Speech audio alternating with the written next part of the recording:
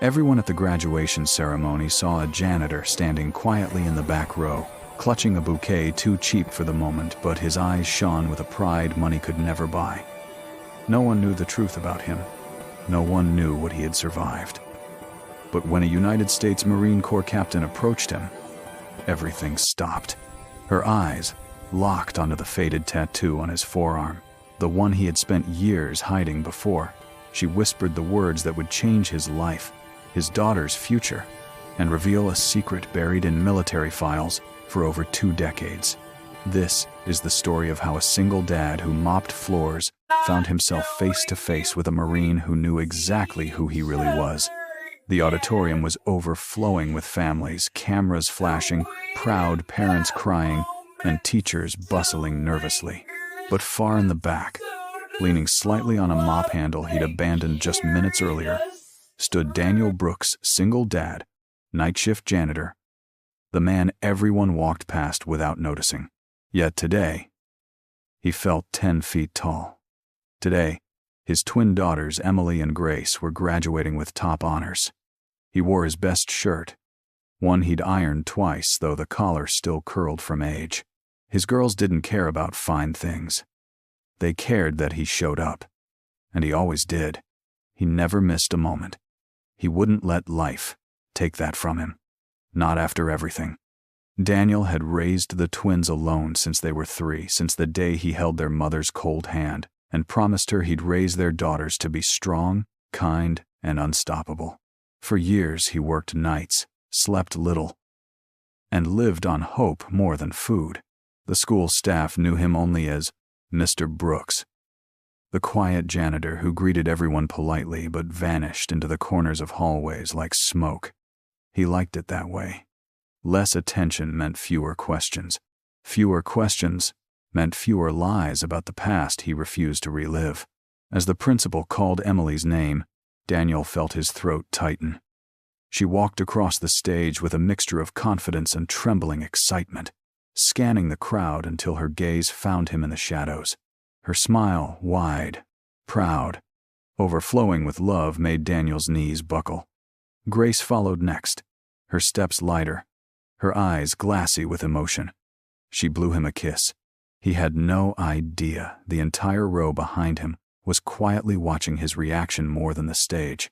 When the ceremony ended, he walked through the gathered crowd, trying not to notice the glances or hear the whispers of, "Oh, is that the janitor?"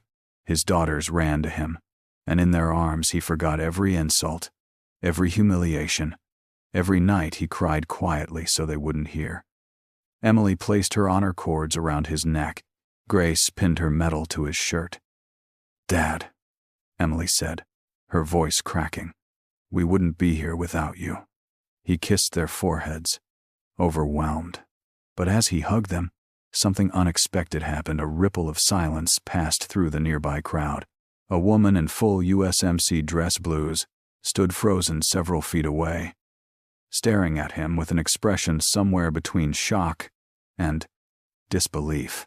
Her eyes had locked onto Daniel's left forearm, where his rolled-up sleeve accidentally revealed a faded tattoo, an old Marine recon insignia, with a symbol only a small group of people would recognize, people who were never supposed to cross paths again. Daniel quickly tugged his sleeve down. Too late. She already saw it. The Marine captain approached slowly, step by deliberate step, her face pale. "Sir," she said quietly, Where did you get that tattoo?" Her voice held something Daniel hadn't heard directed at him in years, fear. Daniel stiffened. I used to serve. A long time ago." But the captain shook her head. "No, that tattoo isn't for veterans. It's for members of Operation Ghost Lantern, a mission classified for 20 years. She swallowed hard. Only 12 men ever received that mark. The air around them became still. Daniel's heart dropped like a stone.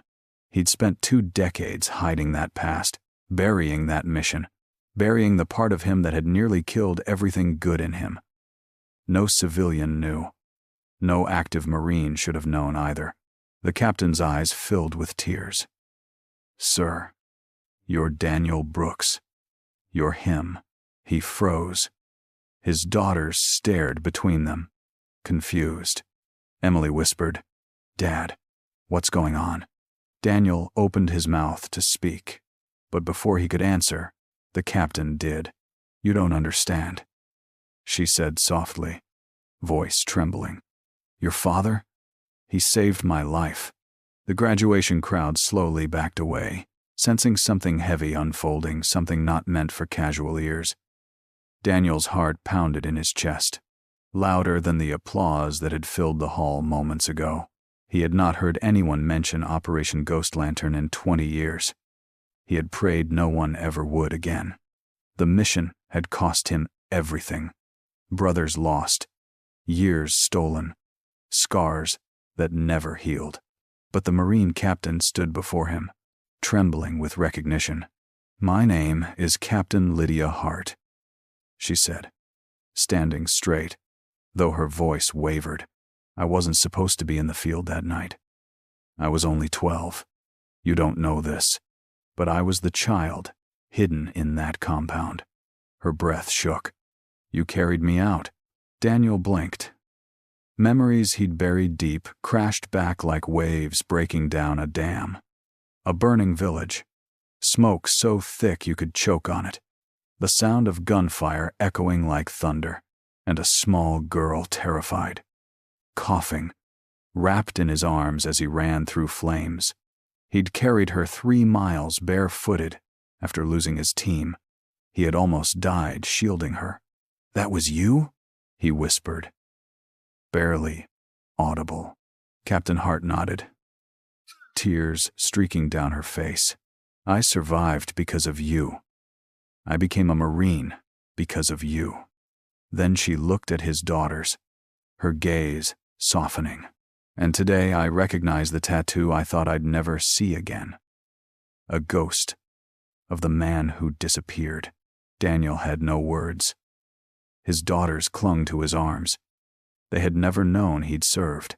He never told them about the years he spent waking up screaming, the guilt that gnawed at him, the day he walked away from the military with nothing but grief and 2 tiny girls who needed him more than the world ever would.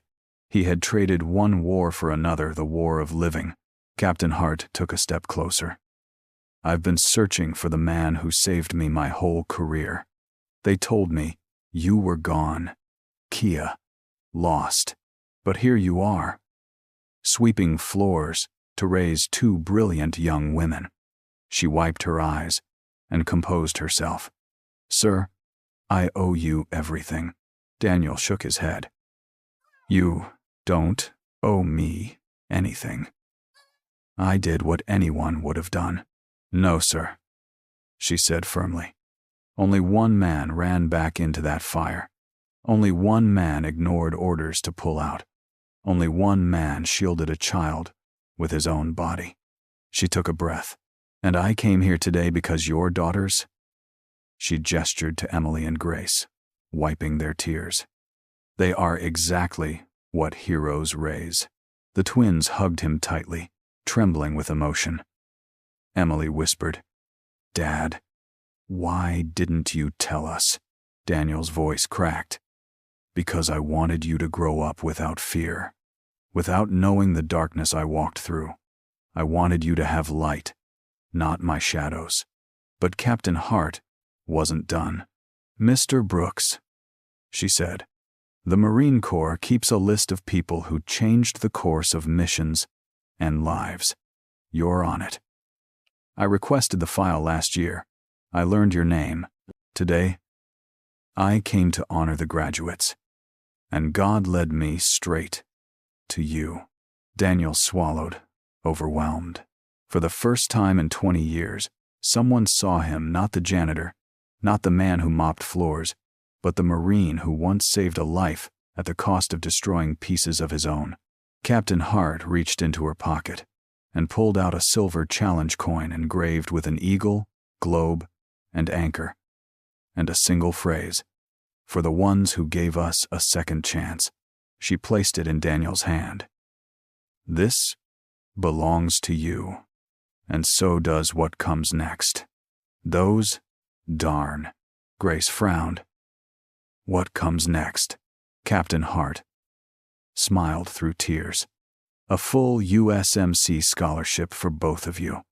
You're the daughters of a Ghost Lantern hero, and heroes' families deserve futures." Daniel froze.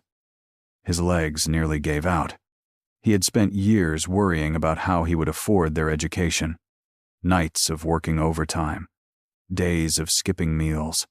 All of it just lifted. Emily gasped. Grace covered her mouth. "Dad!" Emily choked out. "We're going to college." Daniel stared at the captain, voice breaking. "Why? Why would you do this?" She answered simply, "Because 20 years ago, you saved a child, and today, I get to save yours." The auditorium erupted in applause. Teachers, parents, students, everyone who had witnessed the moment. For the first time in his life, Daniel didn't shrink into the shadows. He stood tall, proud, whole, and for the first time ever, he felt seen.